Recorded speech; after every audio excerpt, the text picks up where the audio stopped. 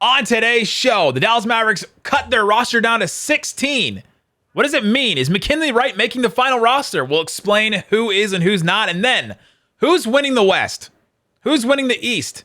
Who's winning the NBA title? Talk about all that and more. Make our predictions on today's Locked On Mavs. I'm Luka Doncic, and this is Locked On Mavericks podcast. Hey, Dallas Mavericks are NBA champions.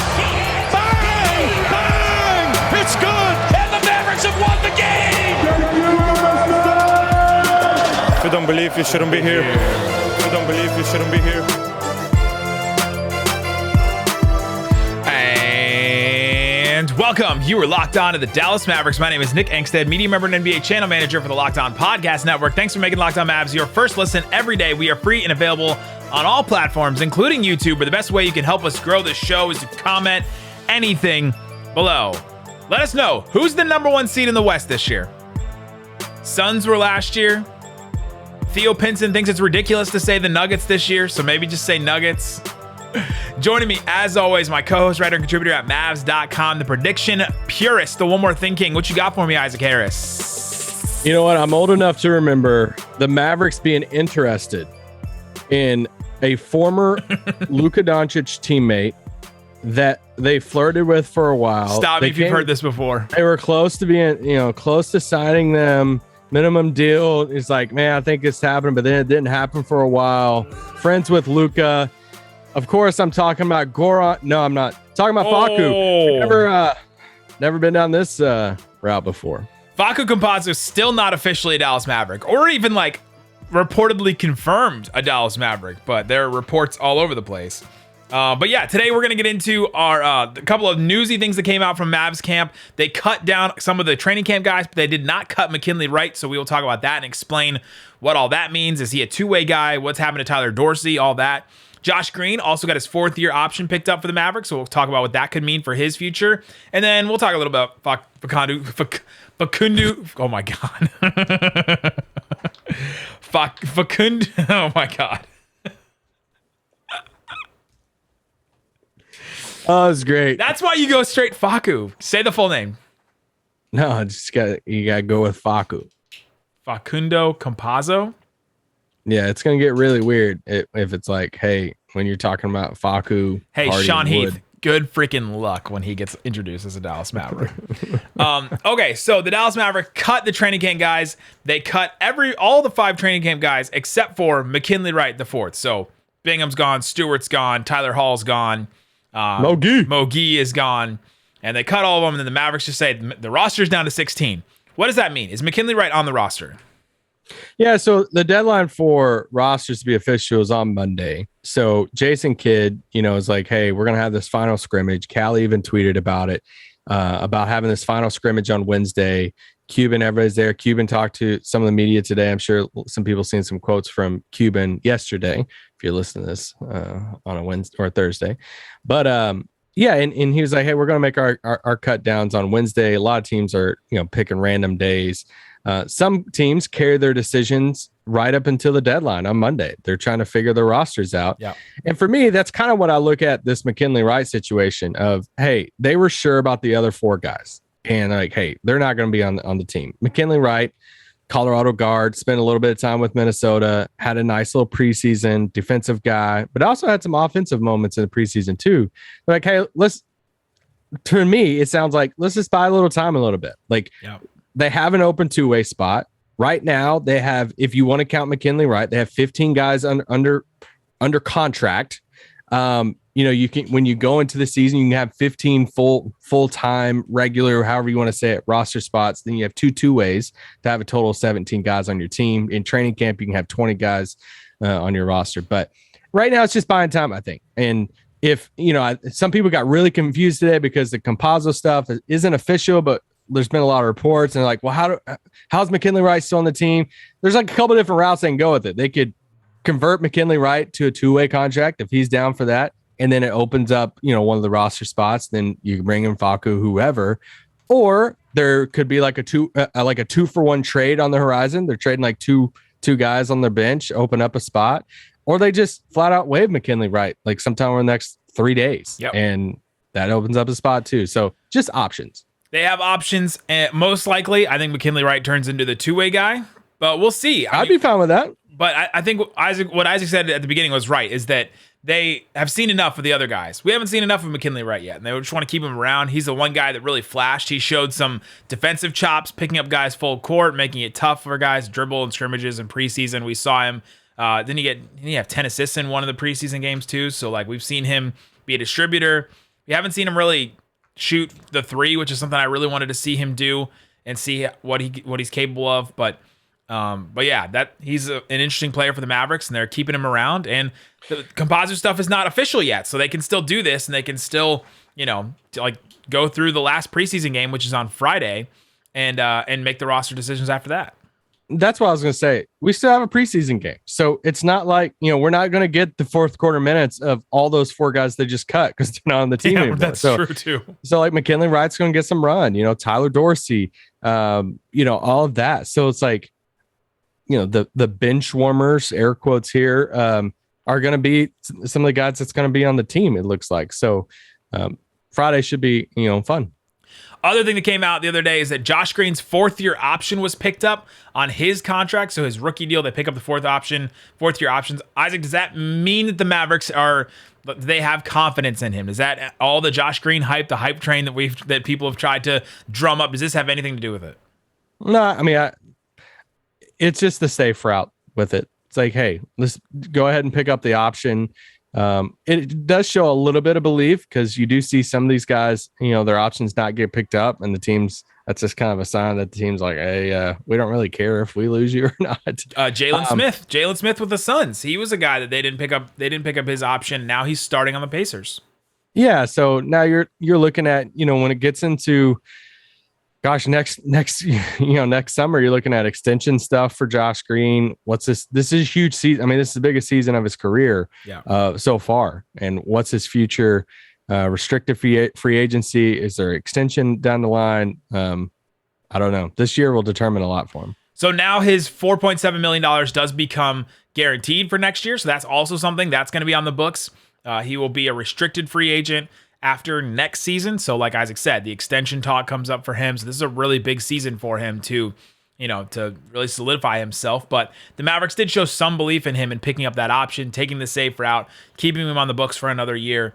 And we move forward with Josh Green. Nothing surprising from that, but it does show a little bit of belief in Josh Green. Yeah, 100%. I mean, and it's like, why not right now? Like, if you really do believe that he's going to be in the rotation this year, you believe the hype. I mean, that'd be kind of like weird to be like, MVP of the summer, man. He's going to have a big year. Mavs don't pick up the option for Josh Green. It's like, all right, you really don't believe. Which sometimes you do see that. Teams got to say what they got to say, but they've went out of their way to praise Josh Green's summer and offseason. And I think they do believe that. There's been too many people talking about it. So go ahead and pick it up. Deal with restricted free agency if you don't figure out any extension stuff. And let's just see how this thing plays out. And it's going to determine a lot for him.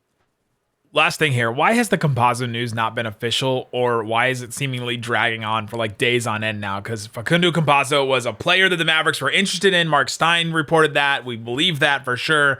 They're in advanced talks then in talking with Campazzo, and now like a couple, like I think Eurobasket, like Euro News or one of those sites tweeted out and reported that he is going to be signed. Like they're reporting that he's going to be signed. I don't know if I can trust that one, if he is or not. And so now we're like still just waiting in limbo. Why is it taking so long?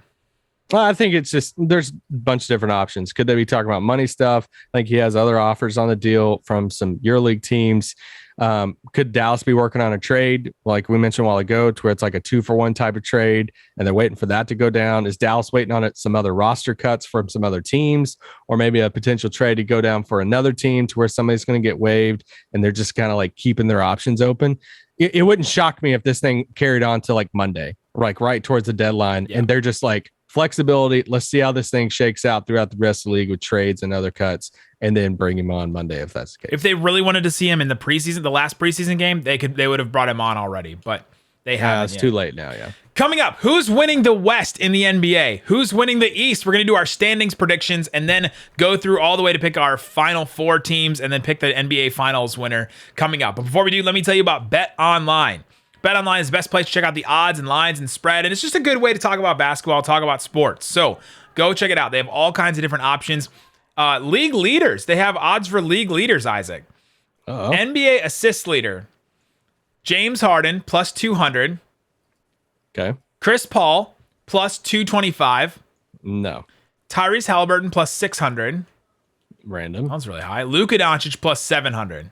Oh, give me that. Trae Young, plus 1,000. D'Angelo Russell, plus 2,000. LaMelo Ball, plus Does he pass? 2,500. Darius Garland, plus 2,600. Damian Lillard, plus 3,300. The Luka number is looking pretty good to me. There's some, there's some wild names on that list. Trae Young's getting the ball taken away from him a little bit. I watched an entire Hawks-Cavs preseason game, and they have DeJounte Murray as the main ball handler on that team because of the way that he plays with Trae Young. So I'm not picking him to win. I would too if you can't hit a three. I'm not picking him to be the assist leader. So the Luka one's looking good. Harden, obviously, I think that one's great too. But Luka at plus 700 is looking pretty good to be league leader. So if you like that, go check it out. It's BetOnline. It's where the game starts. All right, Isaac Harris, we are making our predictions. We're talking about the NBA standings. Let's start with the Western Conference, and we just start right away. Like, we just go right down the line. Who's going to be number one in the West next year? I think it's Golden State. We talked a little about some over-unders and on yesterday's pod, but I think it's Golden State. I think they'll be the top seed in the West. I think their combination of the vets and the young guys, and I think the young guys are just going to be better. Clay, another year back for Clay. I think they have a really good team and roster, and I think they'll get it. I think they have a great regular season roster. I think they're going to be really, really good next year. And we've gone over last couple of days why I think the Draymond whole situation with him punching Jordan Poole and having to apologize. He's in a contract year. He's having to apologize. He's having to make up and be a leader and earn his trust back from his team that was given to him. Like he was taking that for granted, I think, the last couple of years with the way he was acting on certain things.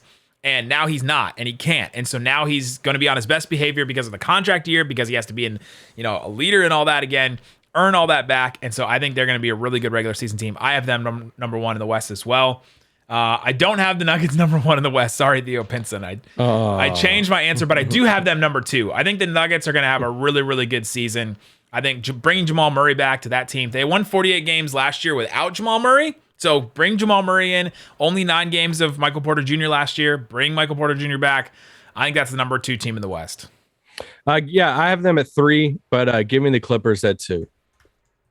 For me, it's the Warriors and Clippers at the top. I think they got the best rosters, and I'm believing in some health for Kawhi, but they have such a deep team. I've talked about before, but it's Warriors, Clippers at the top, and then I got the Nuggets at 3. Yeah, I have the Clippers at 3 too. That team is really deep. I think they are going to load manage Kawhi and Paul George a little bit too. So like their depth will help them there, help them stay out at the top, but I don't think they'll be like this 60 win, 65 win type team that we've seen if they were all full strength, balls to the wall, 100% playing and all that. So we have the same top 3. Yeah, same top 3. Who do you got it for? Suns. Okay. I have the Suns still. I think they're still going to be good. I think they'll still put up a bunch of regular season wins, but I also have the Mavericks at 5. So that would mean Suns Mavs in the first round, which would be so juicy and so okay.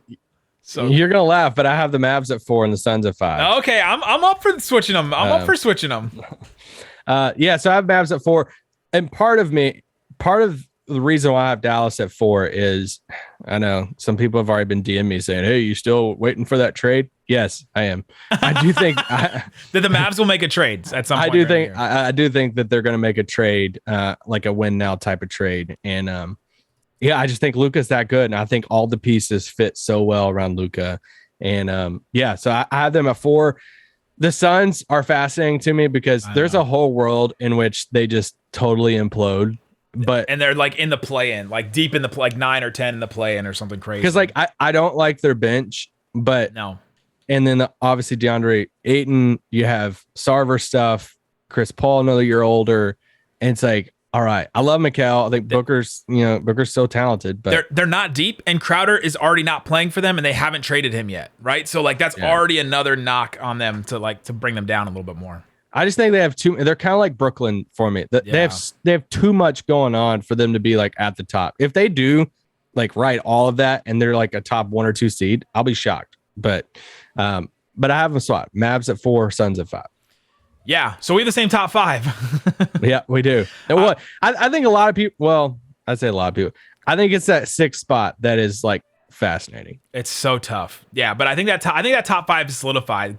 Could any of these other teams make it into the top 5? Because I could see any of the bottom, any of my next 4 teams, if they made it in the top 5, I wouldn't be that surprised. It's kind of wild. Well, the biggest drop for both of us so far. So we obviously didn't talk about these before. We never do, but we both don't have the Grizzlies in the top 5. Yeah, I had them at 6. The Grizzlies finished, number 2 in the West last year, won a ton of games. Yeah. So we're both kind of like, hey, they're gonna drop a little bit, or everyone else just rises up around them. Yeah, and I actually don't have them at 6. I have the Grizzlies at 7. Because don't laugh at me, but I have the Timberwolves at 6. Yeah, I have the Timberwolves at 7. I went back and forth on them too. Yeah,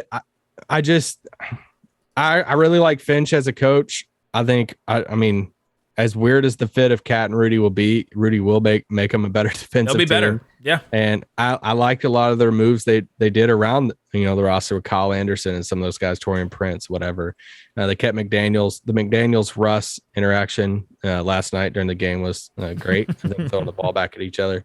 But yeah, I put the Wolves at 6, but man, it could be the Grizzlies or Pelicans, and it's a fight for those 3 teams right there for me. But I went Wolves. And this is a fight to get out of the play-in too, which is interesting. Like that 6th spot is the last spot not in the play-in, so this will be a fight down the stretch that I'm really looking forward to. Yeah, so you've Timberwolves, Grizzlies. I have Grizzlies at 6, Timberwolves at 7, Pelicans at 8.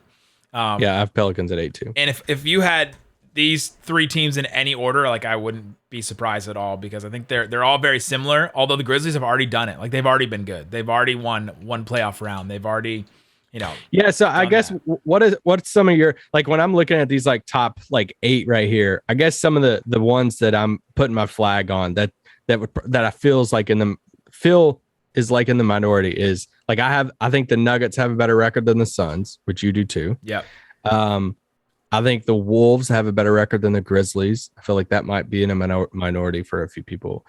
So that's like 2 of my. I mean, we think the Mavs will be better than the Grizzlies. Like that's one going against the grain from last year. That's true. Yeah, that's true. Yeah. So there you go. We basically have the same teams in just a little bit slightly different order. I have Warriors, Nuggets, Clippers, Suns, Mavericks, Grizzlies, Timberwolves, Pelicans. And you have Warriors, Clippers, Nuggets, Mavericks, Suns, Timberwolves, Grizzlies, Pelicans. So that would mean the first round series are Warriors. Well, I guess whatever the play-in works out to be. But basically Warriors, Pelicans, Clippers, Grizzlies, Nuggets, Timberwolves, Mavs, Suns. It's your first round series. Mavs, Suns first round would be awesome.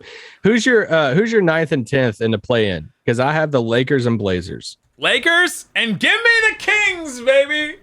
Oh man. Just because I can't believe in that Blazers team, how not deep they are and how injury. Can you believe in the Lakers? Well, I'm barely believing in the Kings right now. Yeah, I think it's a battle of like Blazers and Kings. The West is fascinating because you basically have 4 teams that's going to be sucking this year. Yeah. Rockets, OKC, Jazz, Spurs. I think OKC would have been frisky if Chet didn't get hurt, but I think those 4 teams are going to tank it out. So then it's like, now you have 11 teams that's going to be trying. Obviously, 10 make some type of postseason basketball because we hand out participation ribbons every year. Oh, so then can everyone just audibly hear me roll my eyes? So then it's like Blazers, Kings fighting for that, 10th spot. That last participation trophy that Isaac wants to hand out. Yeah, that big ribbon you can hang in the rafters. Just so that we can have some extra fun basketball. A play-in tournament, that'll be just extra fun basketball. Just such a stain on the sport that's been so perfect. It is. So, so we basically have the same teams except for the 10 with I have Kings, you have Blazers. Blazers, you can talk me into Blazers, but I just don't believe in their health at this point. But you believe in AD. I believe in LeBron James, the kid from Akron. Going home to Akron. Who apparently had Kanye on his show the other day. Like, come on, man. Whoa, did he really? You didn't see this? No. Okay, so on the shop the other day, they recorded an episode, like literally like recorded it within the last week. Recorded an episode with Kanye. Why are people still giving this dude interviews? During the recording, it was so bad they decided to come out with a statement and say, "Hey, we're not going to air this." And I was like, "Yeah, you think? Who would have saw that one coming? Who would have seen that coming?" That footage will surface somewhere someday, and it will be wild. To see LeBron and Kanye, Draymond's like, leak that. Like Draymond was probably there. Like, leak that footage. Anytime, like if anything negative comes out about LeBron, like ever, they'll just leak that, and it'll just be LeBron just going against everything Kanye says. Be like the footage of LeBron getting dunked on that practice. They probably filmed that after his like really anti-Semitic tweet that got him removed from Twitter again. That's crazy to me. But coming up, let's talk about the Eastern Conference. Who's gonna win the East, and then we'll pick our 4 final teams in the conference finals, and then we'll pick our winner for the NBA championship. Talk about that coming up. All right, Isaac Harris, we're continuing on with our standings prediction. Who's going to win the East? Let us know in the comment section below. Who do you think wins the East next year? I had a harder time with this than the West. Oh, man. Say the Bulls. Much harder because there's like legit 9 teams that you could talk yourself into in kind of almost any order. Like, I don't know. Like there's some things that I think are dead set, but yeah. My number 1 team is the Sixers. I feel like it's chalk with what everyone else is doing right now, but I just think they're going to be motivated this year. I think Embiid's motivated to win the MVP. I think Harden is at least better than nothing from Ben Simmons that they got last year. I think Maxi's my most improved player, so he's going to take a leap. Like they got a little bit deeper. I just think that's a recipe for like a number 1 team in a conference next year. Yeah, I got them at 2, so it's not a big shocker for me. I just have Milwaukee at 1. I have Bucks at 2. Yeah, I love Milwaukee and their whole roster and everything. But yeah, I'd Philly at 2, and then you go at 3 first because this is a cluster for me. Give me the North. Give me the Raptors, baby. Oh, I'm bringing the Raptors. Sean Woodley. Can you hear me? Sean Woodley. I'm picking the Raptors for number 3 in the East. This is my like one shot that I'm taking as a team that goes a little bit higher than I think what everybody else is thinking. They just have like these nondescript positional players that I think are going to be really good for a regular season. Scotty Barnes a year older, Pascal Siakam back. They had weird COVID injury stuff last year, still under Nick Nurse. Like they don't have any drama. They don't like their biggest drama this offseason was they almost traded for Kevin Durant. That's kind of it. OG Anunoby could take another leap forward. Like they have these guys that could take leaps, that could do things this year, and I'm betting on the Raptors to be a really good regular season team. I'm watching Toronto with SGA, by the way. The Canada kid going to Canada. Let's go. I thought I was a little risky putting Raptors in the top 6, and no, give them to me 3. You have them at 3. Well, they were number 5 last year. I mean, that's not too high up. That's true. Give me the Heat again at 3. Yeah. And this is a hashtag Heat culture. This is a Heat culture. This is a Spo, more of a believer in Spo and all of that. 2006 was rigged. Jimmy, it was rigged. Can we? Y'all just want to? Dirk should have 2 rings. Y'all want a detour to that right now? Get Ramil in this pod right now. Anytime we talk about the Heat, we have to bring up 2006. Yeah, just give me the Heat at 3. I just feel like their team and Spo and Butler and all those guys. Sure. I mean, they were the 1 seed last year. You're not concerned they don't have a single power forward or player that can play the 4 on their entire roster? You're not worried about that? No, I'm not. They'll probably trade for Jay Crowder, but yeah. Number 4 for me is the Cavs. Me too. I debated on them at 3. Yeah. I feel like the wave on Cleveland is kind of like settling, where now people are getting some like big question marks with them, but I'm all in on this roster. Give it to me. I actually like bigger staff. But this is a great regular season roster too. Donovan Mitchell, you add Donovan Mitchell to a 44-win team last year. They're gonna have some stuff to figure out, but not as much. Like he can play off the ball just as well as he can play on the ball, and I think that's gonna be really, really good for him. Their defense is gonna be different than last year. That'll take more time to figure out, I think, than the offense. And then they just have to figure out the 3 spot. Like they have to figure out the 3. They have to, But they have some options though. Like I actually like their roster. Like when Rubio comes back, it's gonna be like Kevin Love, Rubio, and probably like LeVert or Okoro off the bench. Like That's a solid 8-man Lamar rotation Stevens, right there. Dean Wade. I'm not going that. How many that far, Cavs can you name? They got Robin Lopez. I saw Robin Lopez hit a hook shot today in the preseason game. I was like, I'm all for this. I like him. I got him at 4. Yeah. I had the Heat at 5. Okay.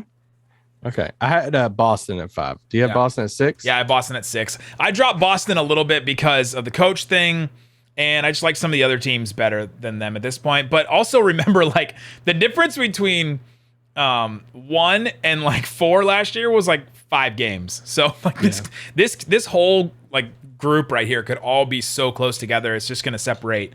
Like 2, 3, and 4 had the same record last year in the East. I mean, and Boston has some weird mojo right now with everything going on, but they have a 5-man unit of Brogdon, Smart, so good.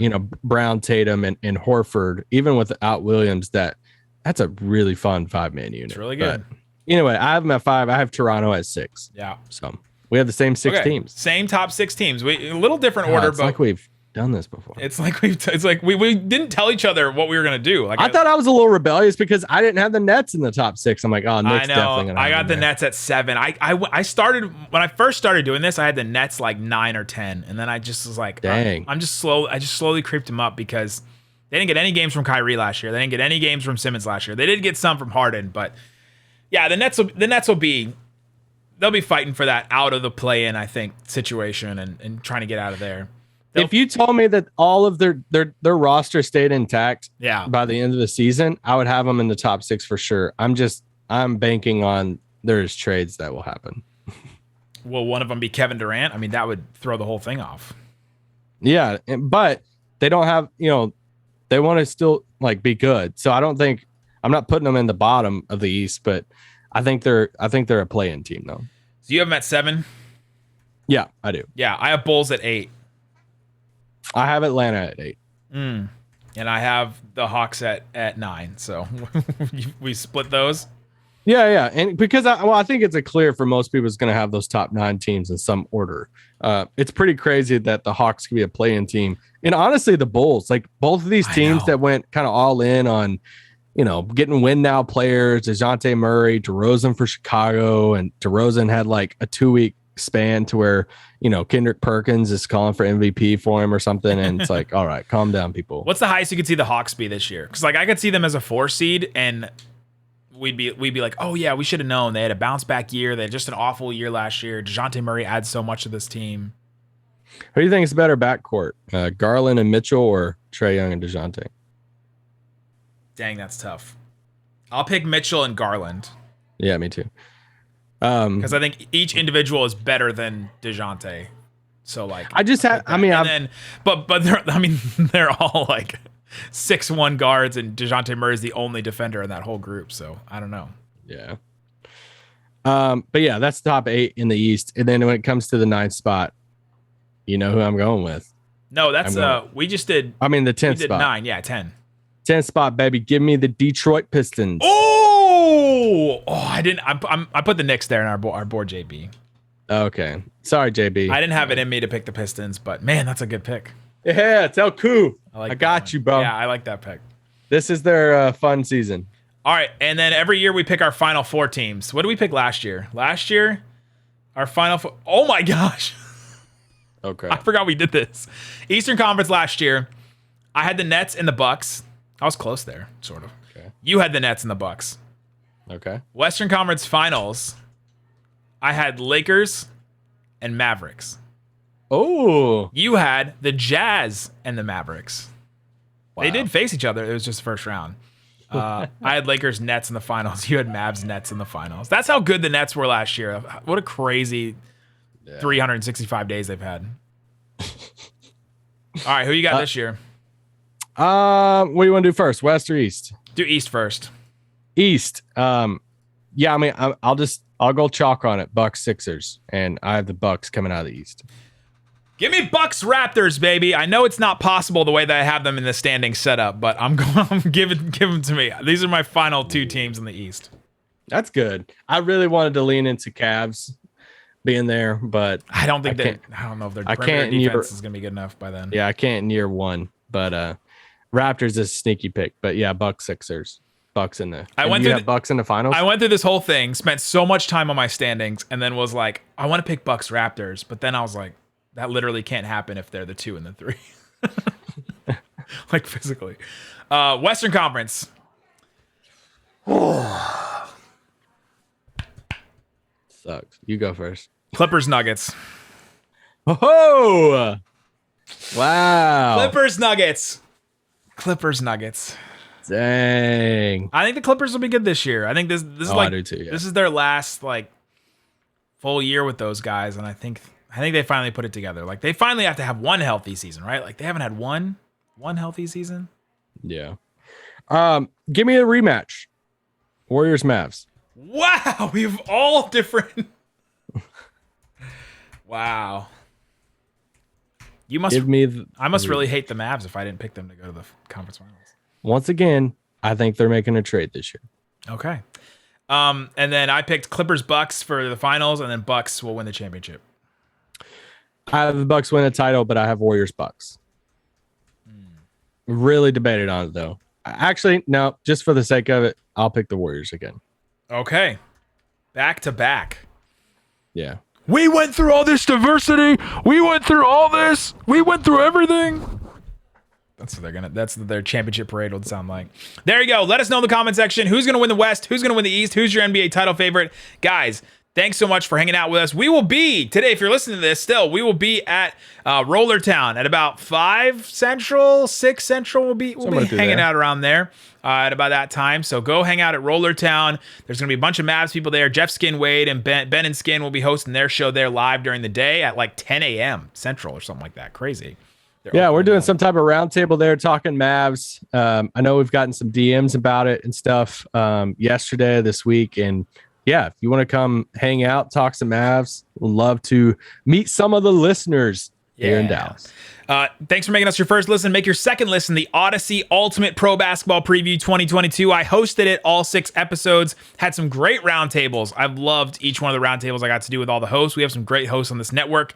We also did a betting angle, so go check it out. It's one of them is in the feed for Locked On Mavs on the podcast feed. All of them are available on the Locked On NBA YouTube channel as well as the Locked On NBA podcast feed. I'm also hosting Locked On NBA with Pat, the designer, today, so go check that out as well. Guys, thanks so much for listening to Locked On Mavs. Patty D. Peace out. Boom!